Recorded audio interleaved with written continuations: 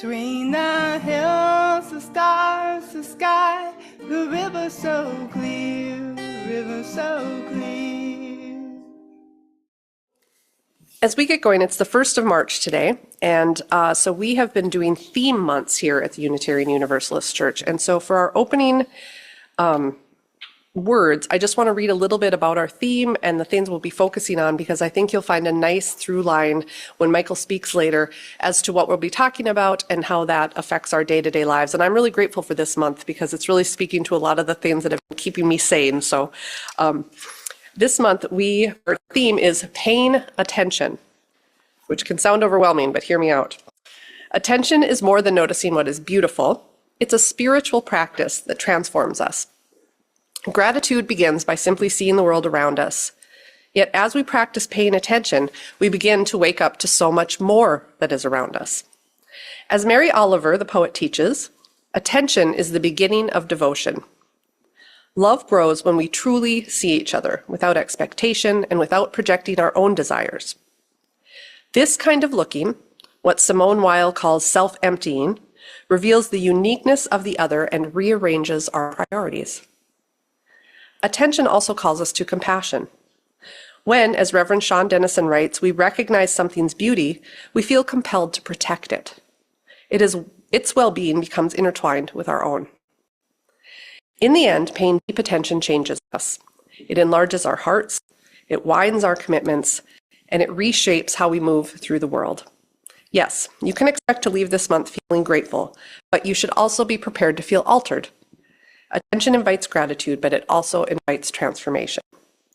And that brings us to the value of the month, as we talked about our shared values in the Unitarian Universalist tradition. Our value of transformation means that we adapt to the changing world. We covenant to collectively transform and grow spiritually and ethically. Openness to change is fundamental to our Unitarian and Universalist heritages, never complete and never perfect. So our chalice lighting words this morning are entitled, May Our Attention Be Befriended, Directed, and Sustained by Lore Stevens. With this chalice, may we kindle the flame of our attention, not too fiery or wild, spreading without cause or care, not too dim or fading, unfocused and ineffective, but like a cheerful cook fire in a cozy hearth, like a comforting candle, flickering yet steady. May our attention be befriended, directed, and sustained for the betterment of all humankind. But I did like this quote. Robert Fisk says, it's a journalist's job to be a witness to history. We're not there to worry about ourselves. We're there to try and get as near as we can in an imperfect world to the truth and get the truth out. So Michael Standaert is a writer currently serving as correspondent for North Dakota News Cooperative. He covers in-depth statewide feature news stories. Originally from Rock Island, Illinois, Michael has lived in Bismarck since 2022 with his wife and 2 children. He studied literature as an undergraduate at the University of Iowa and got an MA in journalism from Cardiff University in Wales. After that program, he freelanced from Brussels, Belgium, then later returned to the United States for several years, and then from early 2007 to early 2022, lived and worked in China, serving as a correspondent with Bloomberg Industry Group and freelancing widely. So I'm a correspondent with the North Dakota News Cooperative. We only have me as a correspondent. We have a CEO as well, and a board comprised of mostly former journalists here in North Dakota. So it's a North Dakota initiated and based organization. There's some other nonprofit news outlets out there. North Dakota Monitor is one that's very, very good. They have bigger staff and they have bigger budgets. So I think they have four correspondents, four writers, and an editor. So for my work, I cover stories, kind of in-depth feature stories. We try to do about one per week. That's different from a lot of news outlets that do, stories continuously every day. The stories I try to do are a bit deeper. I try to talk to as many people as possible for whatever subject it is. So our stories go out to all the papers in the state for free. We send stories out every Friday or so, and those newspapers can use that content for free. We're mainly supported by donations and some foundation grants, things like that. You know, the idea behind North Dakota News Cooperative is to help a lot of the newspapers because they're struggling with staff challenges and funding. So, you know, particularly some of the smaller weekly newspapers around the state.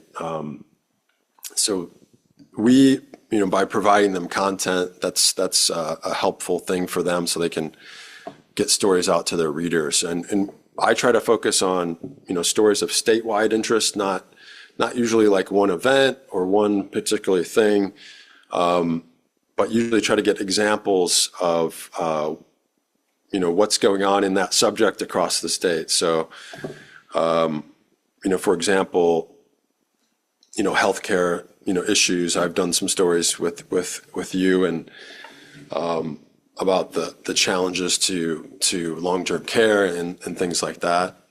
As I said, we provide our stories for free. There's no cost for the papers that we send our stories to. I try to look for stories that aren't really in the daily news so much, things that are being missed. So if you ever have any story ideas, please come reach out to me. Some recent stories that I've done, I looked at how the changing federal nutrition standards are impacting public schools and their budgets, and how that's going to be very, very complicated going forward. They've basically flipped the food pyramid upside down from where it was several years ago. There's, you know, varying degrees of thought whether that's a good or a bad thing, but the issue with the challenge hadn't really been talked about too much, and it's going to be a budgetary challenge for a lot of schools, and a kind of a, you know, structural challenge, you know, making food to meet those new goals. Another story we had was on a researcher who is trying to get remains of unknown soldiers from World War II back to their families across the country.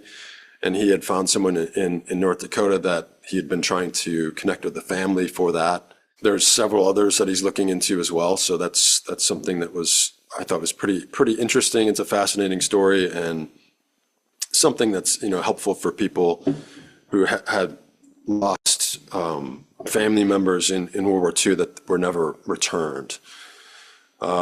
Another recent one was about struggling newspapers, you know, mostly the small rural weekly newspapers, and how they can be more viable going forward.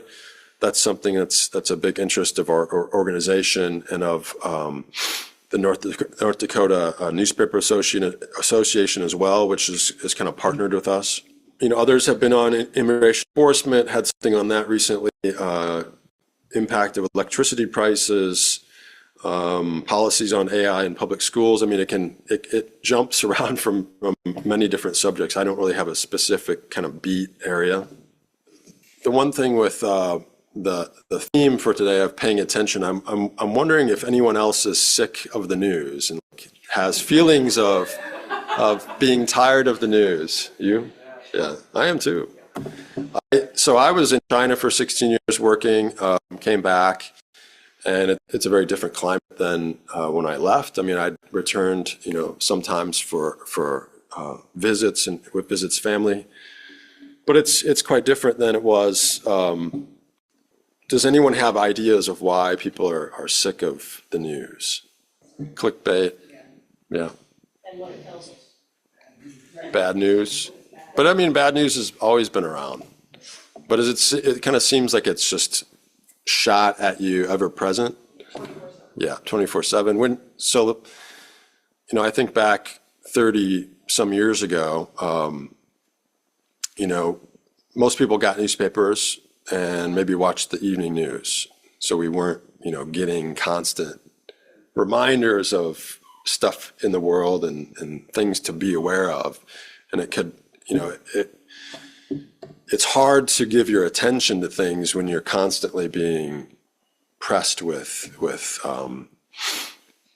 messages and images and stories. But I mean, stories are important. You know, are we sick of stories? I don't really see that.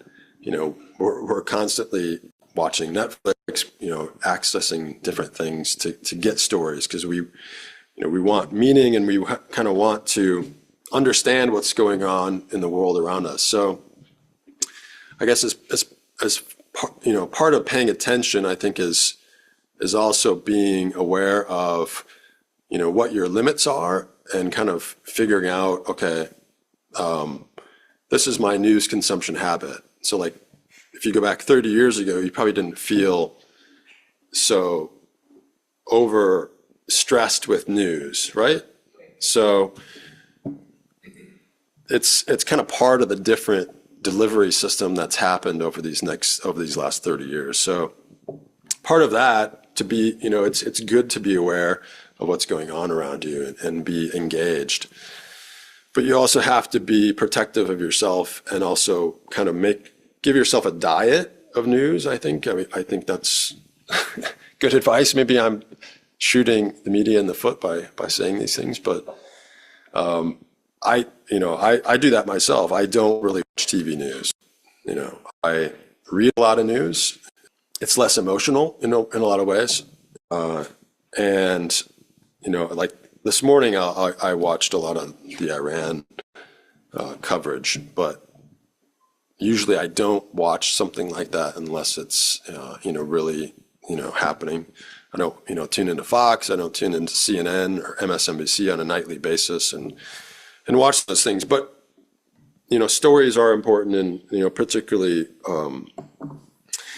our communities have a lot of stories, and it's good to know what's going on, and good to know what's affecting people's lives. The idea of story is kind of fundamentally human. We've been telling each other stories ever since we started to string language together.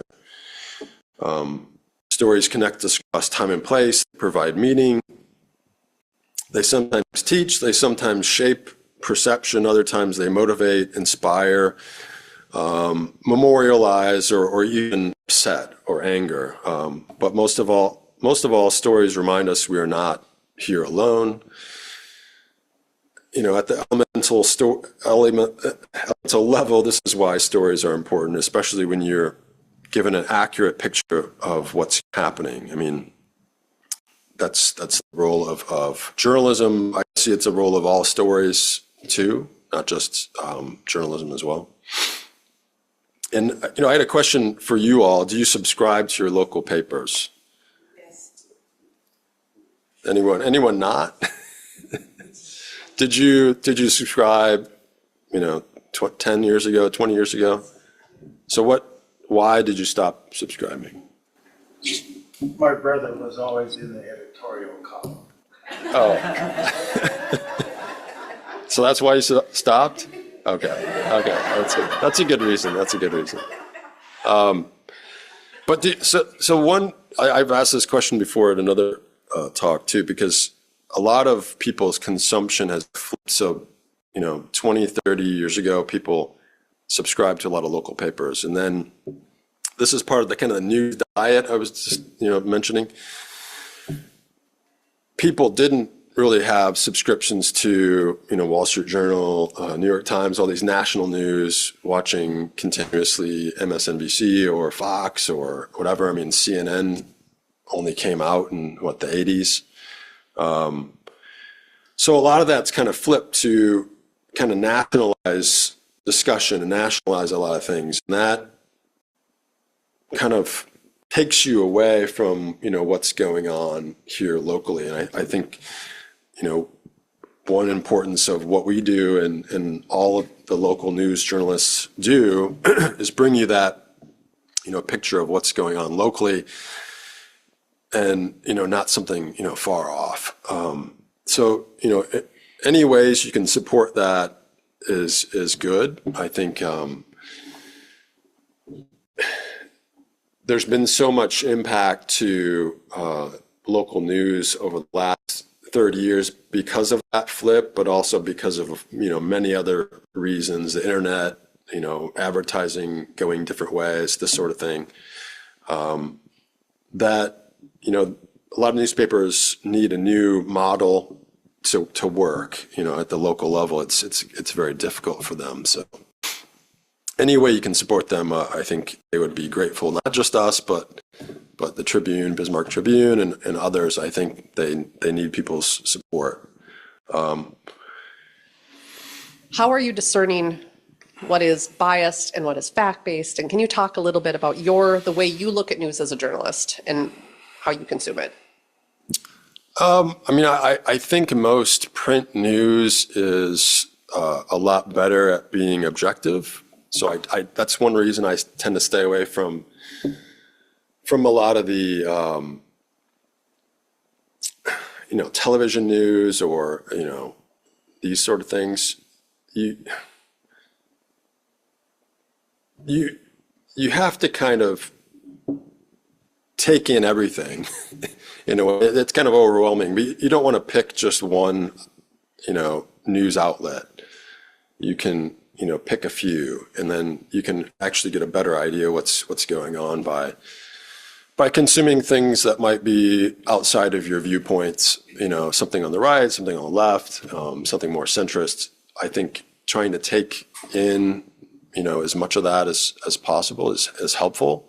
And then you can be, discerning yourself about what is, what you think about it, or, what is misleading or inaccurate. That's kind of the way I approach it. Just by, reading widely, I think is one way to do it. There's also trusted, Associated Press is always, a very good news organization. Some of the wire services,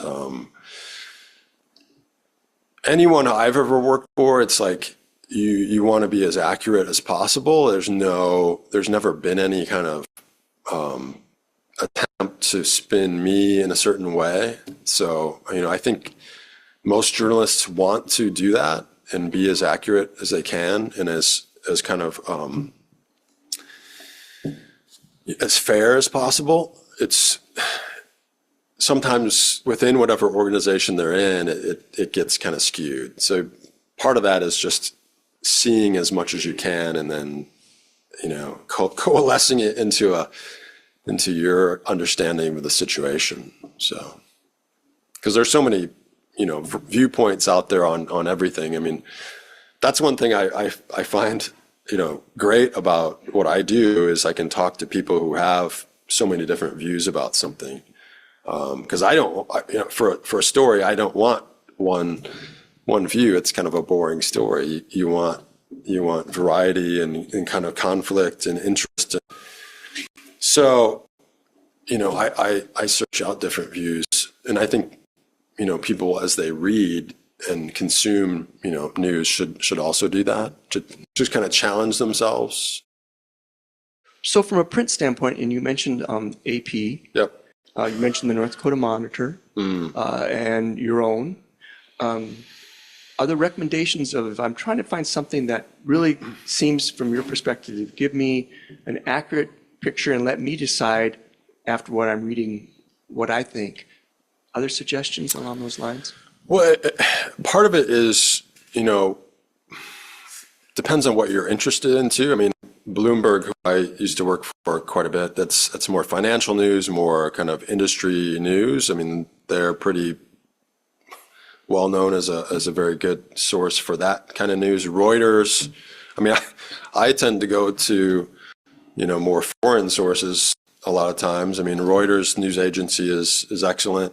I knew a lot of Reuters journalists. They're always very, professional and very good journalists. Washington Post, New York Times, Wall Street Journal, those top three papers for national news, sometimes there might be a little slant here and there, but you can look at all of them and, kind of take it in. Most local papers, I think, try to be as pretty balanced as they can. I think just a lot of them are challenged with staffing and kind of what to put in, and they're pulling things from the wire, and sometimes what people decide to put in too is a can dictate, what's the slant is for that publication too. So that's something you should also kind of monitor. My question is, how are the small town papers reacting to what you're printing and are producing? So the papers that end up using our stories usually use all of them. So I think they've, the ones that do use most of them, I think they've enjoyed having that content. Other ones kind of trade off depending on the length, because our stories our stories are usually longer than a regular news story. They're maybe 1,300 words when your normal news story is probably 700, 800 words. I know there's some efforts to change that, and I don't necessarily. I think that's a good idea because no one else is providing kind of these longer, in-depth pieces. So we'll try to find a way around it. I think one way is just to give them two stories, give them a long version and give them a shortened version, and we'll kind of go ahead with that. But it's been helpful for them because, some of them might just have a staff of one or two people. So it's helpful for them to get some other content in there besides what they're able to produce themselves there locally. There's a lot of smaller independent weeklies that are kind of struggling right now. People are close to retirement age and looking at getting out, and trying to find somebody to take over that operation is a challenge too. There might not be that kind of interest in that community, but then, you might be faced with a news desert after that. There's 3 counties in the state that don't have a local newspaper. And one of the stories that I recently did was about, a research study of that and how, those counties really, really miss that news. So, yeah, so if you have a chance to support a weekly newspaper in a community that you're from or are close to, I think, doing that would be beneficial as well. And just reaching out to them too and kind of talking more about what you think they should be covering and offering assistance and help in any way, I think would be helpful for them. I think we could have a whole section on how the lack of local journalism undermines democracy because you don't have any transparency into local government, and there's so much happening that affects each of us. And so I am always telling people, read your local paper. It's the only way you will know what your elected officials are doing. And it matters so much, and you have to be proactive about it. I have friends who come to me all the time and say, well, how was I supposed to know this was happening? Well, they're not going to deliver it with a bugle and tell you about it. You have to go find the news. And I'll say something like about that because I've noticed since coming back, because it's such a kind of decimated journalism situation, local governments and politicians they don't go to journalists anymore when they used to have to because there was so many journalists and there was a lot of competition and they're needed to go that way to get word out about things or to talk straight about something. Because of the dwindled number, they just go around it. They go on Facebook, they can send out an email. Truth Social, they can just throw things out without really being, without sitting down and discussing it with somebody that might offer alternative, viewpoints on whatever they've done. So it's become more difficult for journalists to actually do their job than it was 20 or 30 years ago. And then there's less of us. So, in my case, I'm kind of jumping around from subject to subject, kind of on bigger picture stories. And I'm not like following something, one beat. So I'm not like covering just environment where people, might have just covered that before or might have just covered, business or agriculture or, or whatever. It's more challenging to jump around like that. So, people pay for what makes them happy. So Nobody's confronting anything. Yeah, it's kind of like newsertainment. Maybe that's a new word. Like, yeah, I know you see a lot of that with, especially people that just follow TV news. That's kind of my feeling of it. They'll kind of just consume the one thing that supports their viewpoint. So, I mean, that's why I encourage people to jump around and kind of consume many different things, just for your own benefit. I mean, and maybe that's something that they need to do more in schools is talk about how to,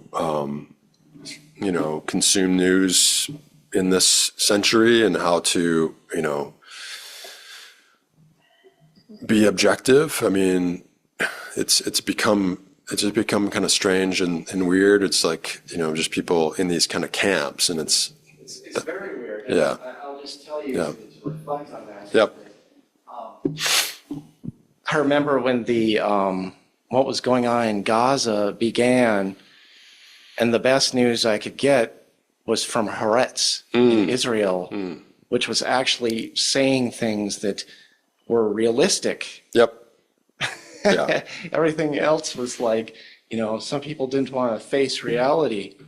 It was on, you could see it in social media and pictures. Yeah, I mean, like this morning when I was watching the Iran things, I think I started with CNN, turned it. Is that Fox? No, I don't watch that. I went to like Al Jazeera. Al Jazeera is right there in Qatar, I think Qatar. And they have to be kind of straddling all these different things in the region. So it's a pretty balanced view. So we'll extinguish the chalice with these closing words. Choose carefully, by Reverend Michelle Collins. The flame goes out. 1,000 things now wait for your attention. Choose carefully what receives your gaze, your time, and your wonder. For what we tend is what we become.